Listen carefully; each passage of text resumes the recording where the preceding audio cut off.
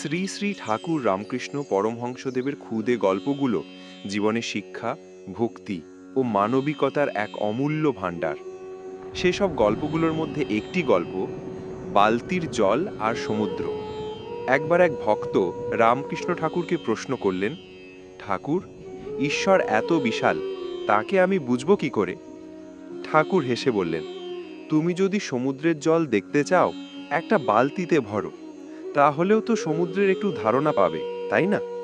তারপর বললেন, ঠিক তেমনই ঈশ্বর অসীম, কিন্তু তুমি যদি একান্তে প্রেম ও ভক্তিতে তাকে ডাকো, তবে তিনি নিজেকে তোমার হৃদয়ের মতো ছোট জায়গায় প্রকাশ করবেন। ঠাকুর আমাদের এই শিক্ষা দিয়েছেন যে ঈশ্বর অসীম হলেও তাকে হৃদয়ের মধ্যে অনুভব করা যায়, যদি ভক্তি, প্রেম ও আন্তরিকতা থাকে। জয় ঠাকুর। ঠাকুর সবার মঙ্গল করুক।